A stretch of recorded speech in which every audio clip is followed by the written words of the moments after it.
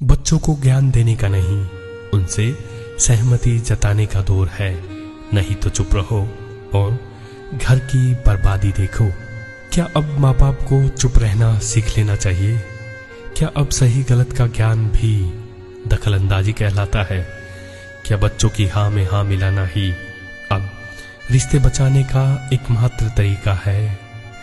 जिन्होंने हमें बोलना सिखाया, आज वो खुद बोलने से डरते हैं, क्योंकि बच्चों को अब सुनना नहीं, सिर्फ मनवाना आता है।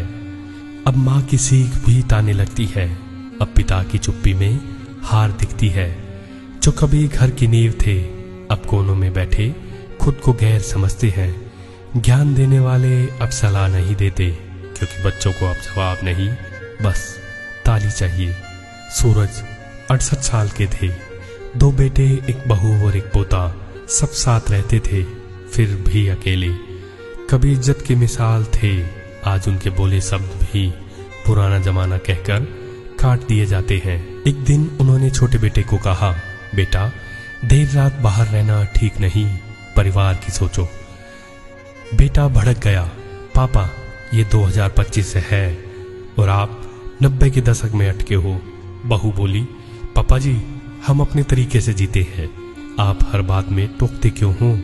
और उस दिन के बाद सूरज चुप हो गए।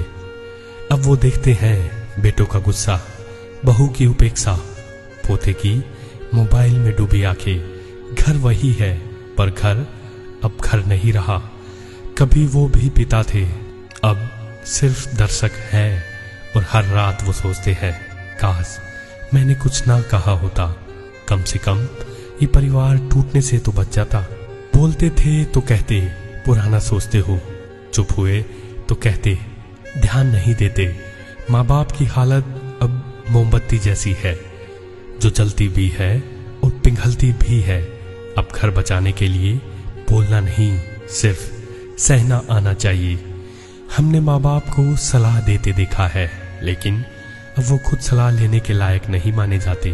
बच्चे कहते हैं हमें आज़ादी चाहिए, पर वो ये बात भूल जाते हैं, आज़ादी बिना अनुशासन के सिर्फ बर्बादी है।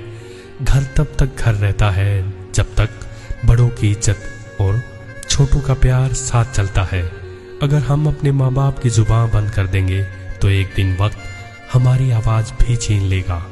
उनकी चुप्पी को मजबूरी मत समझिए, वो चुप है क्योंकि उन्हें अपना घर बचाना है, लेकिन हर चुप्पी की एक सीमा होती है।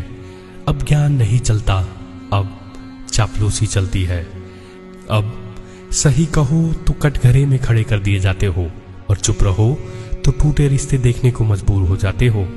माँ बाप अब ज्ञान नहीं देते, बस घर की बर्बादी चुपचाप देखते हैं, क्योंकि उन्होंने बोलना छोड़ दिया है।